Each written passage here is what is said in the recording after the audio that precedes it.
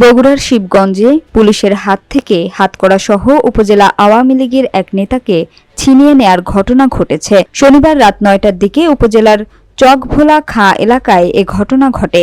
জানা গেছে, শিবগঞ্জ উপজেলা পরিষদের সাবেক ভাইস চেয়ারম্যান ও উপজেলা আওয়ামী লীগের সাংগঠনিক সম্পাদক রিজ্জাকুল ইসলাম রাজু রাতে নিজ গ্রামে মামাতো ভাইয়ের বিয়ের অনুষ্ঠানে যোগ দিতে যান। খবর পেয়ে পুলিশের একদল সদস্য তাকে গ্রেপ্তার করতে সেখানে যান। শিবগঞ্জ থানার এসআই আল মামুনের নেতৃত্বে রাজুকে গ্রেপ্তার করে হাতকড়া লাগানো হয়।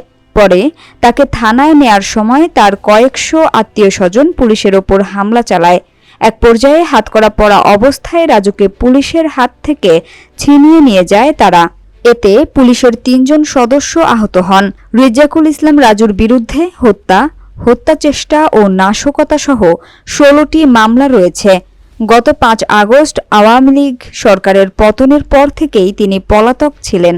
সরেজমিনে গিয়ে দেখা যায়, হাতকড়াসহ পলাতক আওয়ামী লীগ নেতাকে পুনরায় ধরতে মাঠে পুলিশের একাধিক দল কাজ করছে। তবে এ বিষয়ে জানতে শিবগঞ্জ থানার ভারপ্রাপ্ত কর্মকর্তা শাহিনুজ্জামান শাহিনের সঙ্গে যোগাযোগের চেষ্টা করা হলেও তাকে পাওয়া যায়নি। থানায় দায়িত্বরত সহকারী উপপরিদর্শক সাইফুলও বিষয়টি নিয়ে কোনো মন্তব্য করতে রাজি হননি।